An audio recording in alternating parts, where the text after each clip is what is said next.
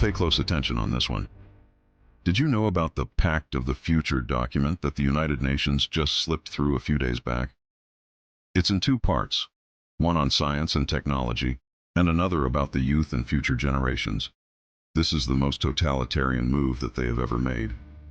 They used a sneaky little trick called the silence procedure, meaning if no one objected, it automatically passed. This is the World Health Organization's dirty workaround because they couldn't push through their draconian treaty. This pact calls for full-scale digital control over the masses. Every single person is to be branded with a biometric digital ID, marking them not as citizens, but as animals. Dare to speak out? You'll be labeled misinformation, and the system, run by artificial intelligence, will shut you down. Locked out of your bank accounts, banned from all of you basic freedoms. While they were passing bills like a snake in the grass, we were all being distracted by Diddy news. Welcome back everyone to more creepy videos, and if you haven't already, smash that like and subscribe button and let's dive in. This is a shipping port in China where there's not a single worker on the ground. People inside on computers unload ships using 5G and then place them on autonomous AI vehicles that drive the containers to trucks and load them without any human assistance. In fact, what you are seeing is the first fully automated 5G port in the world. And you might not think it, but this is extremely controversial because partly the reason why 45,000 port workers in the US have gone on strike right now is because they want promises in their contract that these shipping companies will not implement autonomous technologies and threaten their jobs. And this is a really tricky subject because on the one hand, no one wants to put people out of their jobs just so companies can turn a bigger profit. But on the other hand, the Tianjin port in China requires only 25% of the workforce of a traditional port, while also being able to load almost 10 containers more per hour. That equates to about 70,000 more a year. And the workforce they do have are inside in air-conditioned rooms on computers, which is the reason it's also one of the safest and most accident-free ports in the world as well. And to make problems even trickier, this smart port system is currently being prepared to be replicated around the world. But is that the right direction to go in? Let me know what you think. This shows us how powerful and capable 5G really is, and yes, it may be safer, more quicker, more efficient, but so many people will lose out on jobs in the long run. But I guess they want a world full of automation so they can have us as slaves prisoned inside four walls. It's funny, isn't it? Even though it's like a bad vibey area, with a better human league, it's happier, isn't it? Do you know where the phrase "I can neither confirm nor deny" came from? I don't. Way back in the Cold War, we find out that the Soviets have lost a sub in the Pacific Ocean. They don't know where it is, but we do. So we got to come up with a way how we're going to get this submarine. And we also have to do it in such a way that the Soviets don't know what we're doing. Some of your former colleagues in the CIA hatch a plan. We're going to build a giant ship, and the ship's going to open up in the bottom, and a giant arm is going to come out of the bottom of the ship, go down to the bottom of the ocean, and pull this submarine up. So they contact Howard Hughes, kind of eccentric billionaire, kind of the Elon Musk of his day in some ways, and they say to Mr. Hughes, "We want you to be the cover story for this, and we want you to say that you are mining some kind of rare mineral off of the ocean floor, and because you're such an eccentric billionaire, people will buy this." Howard Hughes says, "Sounds good to me." So they build this ship, the Glomar Explorer. They go out, they find the submarine, bottom of the ship opens up, arm goes down, they pull the submarine up, breaks in half, about halfway up when they're pulling it. So they're able to get some of the ship, some of it was lost forever. Did we get good intelligence off of that? Some say yes, some say no. A lot went into that. Billions of dollars, built this ship, the whole deal. And people thought, well, whether we got good intelligence out of it or not, no one will ever even know that this happened. Until one day, I believe it was the LA Times. Some through a weird series of events finds out what happened, and they contact CIA. And they say, "Did you guys build this ship with an arm to get a Soviet submarine and use Howard Hughes as the cover story?" They got the whole thing. The CIA said, "We can neither confirm nor deny." The Glomar Explorer was, the whole thing. That's where the phrase "we can neither confirm nor deny" came from. So the CIA used a billionaire as part of their plans to deceive the Soviets into thinking and convincing that it wasn't a CIA operation. So what if the CIA is using Elon Musk now to deceive us into thinking that Neuralink belongs to Elon, when in actual fact it actually belongs to the CIA and it's just one big operation? Mazda has started charging a $10 a month subscription service for remote starting your car, which was a feature that was up until very recently free as part of their software package. However, they ended the connected services trial and now charge $10 a month for you to use any of those features. But that's after they killed an open source option. So they killed the free option, rolled out a paid one, and then customers who had already purchased and owned these vehicles, and the right to repair advocates say that car owners should have full ownership of the technology embedded in their vehicles. So they came up with an open source solution for remote starting their car for free, and Mazda sued them to shut it down, which is absolutely wild. Mazda was successful in this too. So I cannot, boy. All of these car companies that do so many of these stories, they're all trying to get long-term revenue from you because just selling an expensive car apparently isn't enough. So if you want to remote start your car with your cell phone, that's now $120 a year. Other features might cost more. So its customers wanted to find a workaround that was open source to enable remote start without Mazda's subscription fees. However, Mazda filed a DMCA takedown notice to kill the open source project, and the company claimed it contained code that violated Mazda's copyright ownership and used certain Mazda information, such as proprietary API information. Additionally, Mazda argued that the project included code providing functionality identical to found in its official apps and available on the App Store, the Play Store, that you have to pay for, of course. Here's the YouTuber talking about it. I think this is terrible. This article does point out that it's a growing trend that more and more car companies are putting more and more infotainment and connected features and stuff like that in your smart cars, just so that when your free trial ends, they can charge you. It's only $10 a month now, but you know it's going up. Some of the fancier cars like BMW and Mercedes and stuff have $100 a month subscription fees for heated seats and ridiculous like that. They are nickel and diming you, and I'm telling you, as a customer who's in the market for a new car, I'm not ever in my entire life going to do this. I love electric cars and green energy and all that stuff, but as I've said here many times before, I'll go back to a 1950s leaded gasoline, fossil sauce burning pollution wagon before I start paying subscription services for the car that I already own. Surely consumers can sue them for that. I mean, imagine buying a car for $30,000 and then you decide to upgrade for heated seats, heated steering wheel, MP4 player, and then a week later you go to start your car. It turns out you have to pay $10 a month. I mean, that's a joke. That's the equivalent of having a phone and then not being able to use your phone unless you pay $10 to Apple or Android. We're making headlines around the world. Is this child a child or a grown woman? A Florida couple say they were duped into adopting her from Ukraine. They claim they were told she was only 6 years old, but then they say red flags started to pop up, leading them to believe that she was much older. On top of that, the child's adoptive father tells our Stephen Fabian she threatened to kill his family. Is this the face of a child or a woman posing as a child? Her name is Natalia, and in 2010, she was adopted by Michael and Christine Barnett. They were told she was originally from Ukraine and was afflicted with a form of dwarfism. You think you have a 6-year-old in your house, and there are signs that she's already gone through puberty, which would make her much older than 6 years old. Yeah. And they say there was something else. She's got a monthly cycle, and she's hiding it. And I'm stunned. There was another red flag. Technically, she is a Ukrainian adoptee. She's never spoken a word of it. She doesn't have a hint of an accent. If I adopted one of Cinderella's 7 dwarfs and they threatened my family, I would gently place them onto a tee and then swiftly kick them back into Ukraine. And here is Mester of Germany, his first attempt in the javelin in the F41 category. And he's hurled that one well beyond 30 metres, nearer to 40. This CCTV footage shows the terrifying moment a man is seriously injured after an out-of-control lift shot up 30 floors in just 15 seconds, crashing into the roof.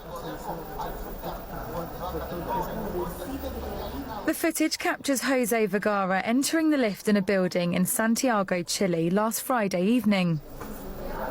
At first, the doors close, but within seconds suddenly reopen as the lift begins hurtling upwards at high speed.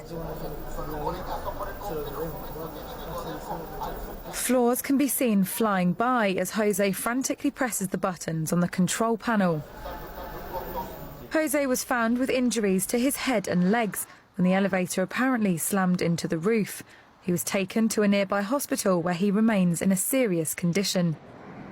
According to local media, the lift was inside a building that was finished just 8 months ago. It's estimated that the lift hit the roof at a speed of almost 80 kilometres an hour. I've heard of elevators crashing down at that speed, but never up to your roof at that speed. I mean, that just defies gravity altogether.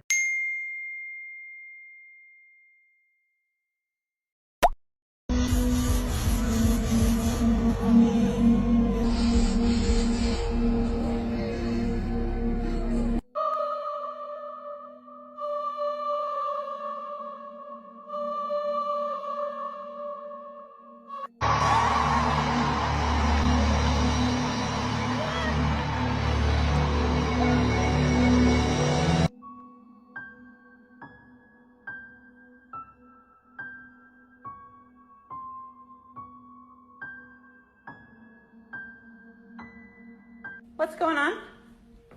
Who's over there? Tell me. Baby sleeping. The baby's sleeping. Oh no. Who's sleeping?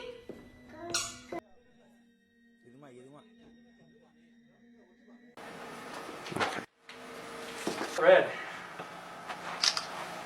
That's kind of orange. Yes. Yellow. Yes. Blue. Yes. Thumper were tempered to rest with the friendly birds, but appeared in the shadows of the tall trees. Awesome. Very good. What? And 428328. It just looks like dots. What mission was that? That one's 2040. About how far away can you do it? I don't know, probably just across the room. Because I was going to say, as far as I can check go. your far away vision over there. With a chart, if That would be awesome. Let's try That'd be a cutie chart. That would be great. Is 3. Yes. And what are the letters next to my finger? That's Z. Yes. So please read them from left to right. Okay. You got T O Z E D C E Z. Oh, I think you're reading the one below what I was pointing at. you identify like patterns, like if his shirt, what kind of pattern is on his shirt? The doctor's shirt? Yes. Yeah, they're just thin lines. Thin blue lines and thin white lines. That's so cool. Just try to test this. Can you see his socks? Yeah, they're black. I don't remember what. Can you see him now? He's holding his foot up. Yeah, kind of a bluish black with a, I think a white stripe on it or something. As far as I can tell, it looks as valid and real as I can tell in the office today. And this might be one of the crazier stories you'll hear today. This is a declassified document from the CIA thanks to the Freedom of Information Act. It is titled Mars Exploration, and this was in 1984. At that time, the CIA was very into remote viewing. This is Joe McGonigal, and he's one of the most famous remote viewers. If you don't know what remote viewing is, think 11 from Stranger Things. The things this man has done by sitting in a room, meditating, and literally sending his mind, his consciousness to other areas in the world, it's wild. Oh, and if you don't think he's credible, he was given the Legion of Merit by the US government, so yeah. But back to the document. The CIA put him in a room and they gave him an envelope. The only details he was given for the test was the date and time and coordinates. So what did he see? By the way, again, all declassified, you can go read this document, but he saw pyramids. Again, over here, he saw massive pyramids. He saw a people that were large and they were thin, but he described them as only a shadow, as if they're there but not there. Basically describes the people talking that they're trying to find their way out. Essentially, you know, something was going on with Mars and the people were trying to escape. I'm trying to keep this as brief as possible, but again, it's fascinating because he was only given coordinates, and then the CIA afterwards was like, yeah, we sent you to Mars in the past. So is this fact or cap? Now, it is important to note that what he saw was kind of like the popular idea for Mars in the 1980s, you know, science fiction realm of what Mars would have been like. But he claims, and the CIA claims, that he was given no information besides the coordinates, so it's interesting that it took him to Mars. So what do you guys think? What's your thoughts and beliefs in regards to remote viewing? And do you think that we all had psychic ability when we were young, but as we got older, it just washed out? There's two people in the UK who actually teach remote viewing, and those names are Stella Webster and Judy Tasker, so you can look them up. There's a new scam going on for all you women out there. I was stunned by this. They go into malls and they put a piece of paper under your windshield wiper. Oh, I saw that, yeah. There's trafficking you're talking and about. it's laced with fentanyl. So you think it's a ticket or you think it's a fly. You Yeah, just want to so get you it off move your it. car. You touch it with your hands and the fentanyl is absorbed transdermally through your skin. Within seconds, renders you unconscious. Sex trafficking. Pulling up in a van, throwing the woman, putting chains on her, and throwing him in the back of the van. That's just happening right now in Florida. Yeah. I thought I would share this to create awareness, because even though it's only happening in Florida, who's to say this won't spread out far and wide? All these creepy photos are going to give you nightmares. This first photo is of Demi Lovato performing on stage. And so many people have pointed out this creepy figure in the background. It has white eyes and is just staring eerily at Demi. Now, a lot of people associate celebrities with selling their soul. Do you think this is some sort of demon? Or what do you think that is? Because that's just weird. In this next photo, this man and his dad pulled over to take pictures of the hills. They were on a father-son road trip. Now, this guy is the son, the father's taking a picture of him. But when this photo was developed, the father realized that what looks like a little girl is sitting in their vehicle. It's too creepy. This final photo was taken at the Stanley Hotel. At first, it's kind of hard to spot, but once you zoom in, there is a gray face behind this pole peeking around at these people. All of those photos were creepy, but the one that showed the father and son and the wee girl in the car, that's the one for me, like. This is how they're keeping us busy and dumb. 1. Rip them from self-love and respect. 2. Crush their identity by forcing them into a system where being different is wrong. 3. Confuse their biology, making them believe altering their bodies will bring happiness. 4. Trap them in institutions. Feed them only controlled info. Test them until lies become truth. 5. Give them answers to everything so they never learn to think. 6. Make them believe their existence is random and meaningless. 7. Show them fake, unattainable beauty so they despise themselves. 8.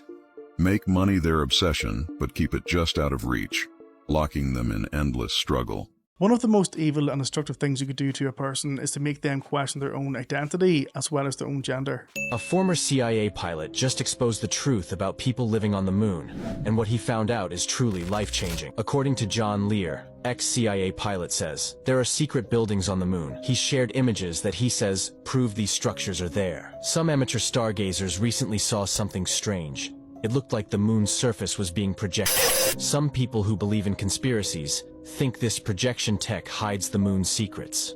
Lear believes the first moon trips might have happened using advanced craft developed from Tesla's work, but he admits he can't prove it outright. He talks about technology gained from Tesla's research that the government invested in. In a video, Lear shows old photos from 1946 taken by an observatory. He says they reveal a big disaster near the Endymion crater. The moon was made inside Jupiter millions of years ago. About 15,000 years ago, during an ice age, the moon got stuck in Earth's orbit, bringing civilizations and bases. According to Lear, the moon's inhabitants are like us but from elsewhere. He talks about the Greys, saying they're underground, working in huge labs. You hear of so many theories when it comes to the moon, like the hollow moon, civilizations, base camps, projections, reflections of the Earth being shown on the moon not being real, etc., etc. But I've never actually once decided to conclude what the moon actually is. What are you looking at? It's the moon. UFO sucks. Shit, that dude fell. This is one of the strangest missing 411 stories that I've came across. This case involves a 3-year-old boy named John who was camping with his family at Mount Shasta in California. The family had chosen to camp next to a creek because it was supposed to be a good spot for fishing. Around 6 p.m. one night, the family was cooking dinner. John was playing, and for only a moment, while his parents' backs were turned, John disappeared. Like he was there 1 second and gone the next. The family is frantically searching everywhere. I mean, how could this little boy have gone more than a few yards away in such a short amount of time at only 3 years old? But John wasn't responding to anyone's calls, so police and park rangers got involved and everyone searched for 5 hours. The sun had gone down at this point, the family was getting desperate, but John was found safe and alive, curled up in a patch of grass. Strangely, he was found in an open area on a trail that had already been searched multiple times. It was like he had just been placed on the side of this trail where he could easily be found. So John was alive and well, the family is happy, but 3 weeks later he was staying with his grandmother, who he called Kathy, because her real name was Kathy. And John told Kathy something disturbing. He said he didn't like his other grandmother, Kathy, as much as her. And Kathy was confused. She was like, "What do you mean, John? You don't have another grandmother that you call Kathy." This is when John told her that while he was lost in the woods a few weeks ago, someone that he called his other grandmother, Kathy, grabbed him. John said this woman had the same hair and face as his grandma Kathy, but she took him to a cave that was filled with spiders. She then did some sort of medical examination on John, told him that he was not from Earth and that his parents didn't know about this. John said that when he saw the other Grandma Kathy in the light of the cave, that her skin shimmered and made her look like a robot. Then this being that looked like the other Grandma Kathy took John back to the trail where he could easily be found. Now, maybe this all just seems like a child's wild imagination, but Kathy, the real grandmother, had been camping in the same area that John had disappeared a year before. One morning while she was camping, she had woken up outside of her tent, face down on the ground, with no memory of how she had gotten there. She also had a painful lump on the back of her head, which she thought was a spider bite. When she got back to the tent, the friend she was camping with had a similar bite, and he was really sick. The night before, Kathy and her friend woke up with these bites on them. They had been hearing weird noises in the woods, so they pointed their flashlights at the trees. They saw red eyes staring back at them, which gave them an eerie feeling, but they brushed it off. But after the events of the next morning, John's disappearance, and his story about the other Kathy, Kathy believed that those red eyes staring back at her were whatever that thing was that abducted her grandson and took on her. I've watched a lot of 411 cases over the years, and I'm sure you have as well, but this is by far the creepiest. A parent's worst nightmare is likely their child's abduction or sexual assault. Gary Pluchet, an American dad from Baton Rouge, Louisiana, endured both. On February 19, 1984, Gary Pluchet's 11-year-old son Jody was picked up by his 25-year-old karate instructor, Jeff Doucet. He promised the boy's mother that they'd be back in just 15 minutes. The boy's mother had no reason to doubt him. He had instructed 3 of their 4 children in karate and was trusted in the community. However, Jody and Doucet were on a bus headed to the West Coast. He took the boy to a motel where he did the unthinkable. Jody was eventually able to call his parents, and the call was traced back to Doucet, and he was arrested. When the sheriff told Jody's father what Doucet had done, Pluchet replied, "I'll kill that son of a bitch." On March 16, 1984, as police transported Jeff Doucet through the airport, Pluchet donned a hat and sunglasses and stood at a payphone. As Doucet walked past, Pluchet shot him in the head on live television. A news cameraman captured the murder on tape, turning Pluchet's act of revenge into a national sensation. Pluchet walked away from his murder trial with 5 years probation and 300 hours of community service. When asked by an officer at the scene why he did it, Pluchet answered, "If somebody did it to your kid, you'd do it too."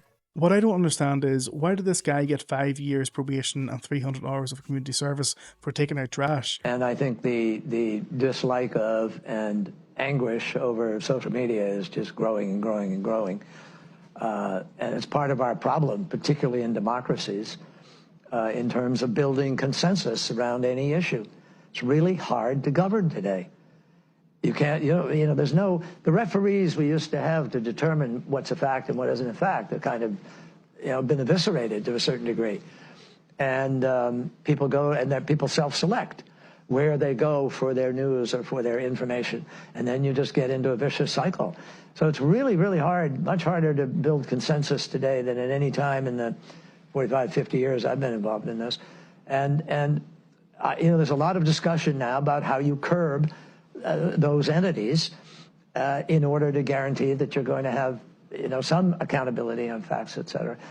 But look, if people go to only one source and the source they go to is sick and, you know, has an agenda and they're putting out disinformation, our First Amendment stands as a major block to the ability to be able to just, you know, hammer it out of existence. So what we need is to win the ground, win the right to govern by hopefully having, you know, winning enough votes that you're free to be able to implement change. Now, obviously, there are some people in our country who are prepared to implement change in other ways, and so that's you're really questioning dangerous. really if democracy can survive unregulated social media. I think democracies are very challenged right now, and have not proven they can move fast enough or big enough to deal with the challenges that we are facing. And to me, that is part of what this race, this election is all about. Will we break the fever in the United States? I don't know about you, but what I got from this was John saying, here's the problem, the First Amendment, and what can we do to either replace or remove that First Amendment? That's what I got from that.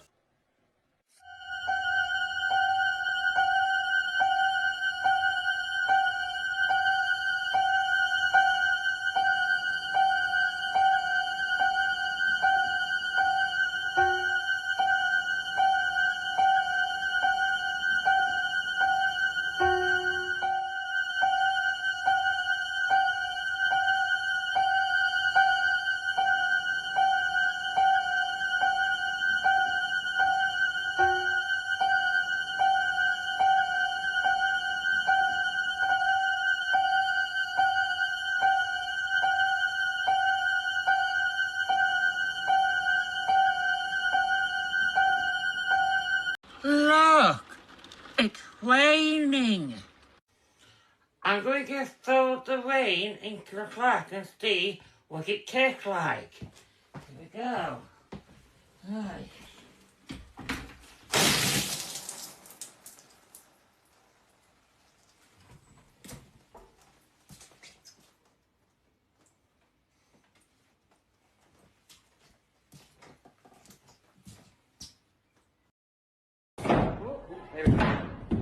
That's all right, it's just your legs fell off. First time I seen a cyborg! The freaking cyborg truck, bro! If you haven't already, fist pump the like and notification bell so you don't miss out on the next video. But until then, much love and take care.